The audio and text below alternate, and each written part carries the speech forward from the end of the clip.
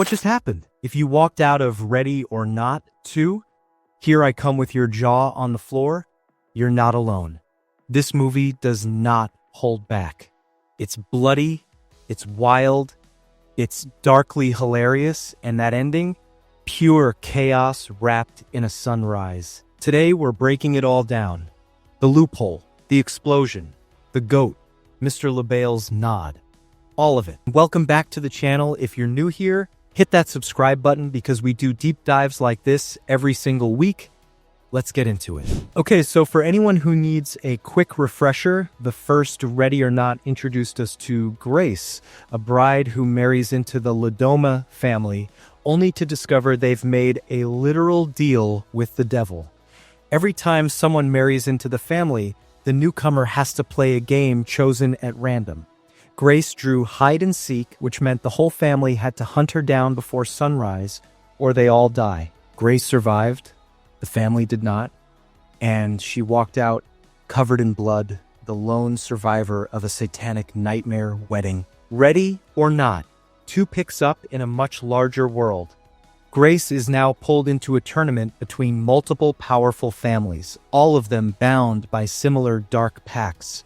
We're talking the Cheng family, the El Kaido family, the Rajan family, all competing for a seat on something called the High Council, a secret governing body that keeps the whole satanic deal-making world running. The prize? Power, legitimacy, and a ring that crowns the winner as the next High Council member. The catch? Everybody plays. And as always, if nobody wins by sunrise, everybody dies. Grace is once again the outsider dragged into a game she never asked to play. But this time, she's not hiding. This time, she's fighting back from the jump. As the movie rolls through its second act, the competing families tear each other apart. The Cheng family gets systematically eliminated. The El Kaido family implodes from the inside. The Rajans don't fare much better.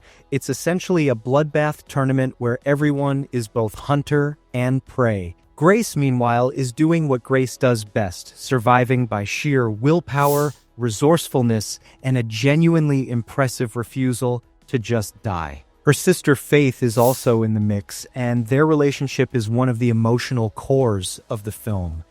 They're opposites in a lot of ways. Faith has been adjacent to this world longer. She understands the rules, and at times she's not entirely sure whose side she's on. But blood wins out. By the end of the second act, Grace and Faith are working together, and this is where everything shifts. Before one of the key players dies, a figure named Wan Chen Sing, they reveal something crucial. A loophole buried in the ancient rules of the competition. If Grace marries Titus, one of the remaining players and a legitimate contender for the High Council seat, the game ends. No more killing. Titus gets the seat, Grace gets to live, everyone walks away. It sounds almost reasonable, right? Almost clean. Grace appears to go along with it. She plays the role, she buys the time. But here's the thing. Grace has never been interested in joining these people. Not in the first film, not now. She's not going to bind herself to a satanic institution just because the rulebook says there's a convenient exit. She's stalling. And while she stalls, the clock keeps ticking towards sunrise. And then dawn breaks. The deadline hits. Nobody has successfully claimed the ring within the required time. And just like the first film, the supernatural consequences kick in immediately. Every competing family member who is still technically in the game, gone. Blown apart. The ancient pact collects its debt in the most brutal, cinematic way possible. Grace, Faith, a lawyer named Elijah, played brilliantly as comic relief throughout, and a handful of servants are the only ones left standing in the wreckage. It's chaotic, it's messy, it's weirdly satisfying. The monster didn't win. Grace didn't have to become part of the system to beat it. She just had to outlast it. And then he shows up. Mr. LaBelle, the devil himself. The one pulling strings behind every single one of these cursed family pacts. He looks at Grace and he nods. This moment is everything. It mirrors the ending of the first film almost exactly, And it's intentional. Because what that nod means is that even Satan recognizes a worthy opponent.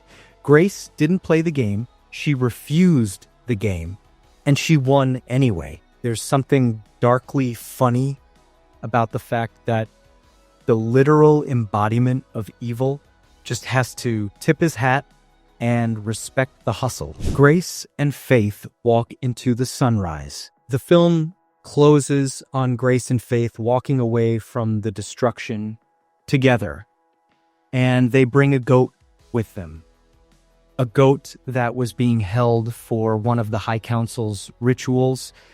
They just free it. It's the kind of ending that perfectly captures the tone of this franchise.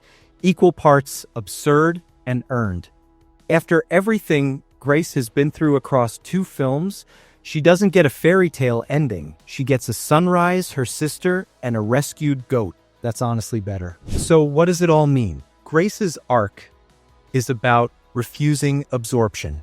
Every force in this world tried to pull her in marriage, ritual, tradition, loopholes, deals, and every single time she said no. She's not a hero who defeats evil by becoming powerful within the system.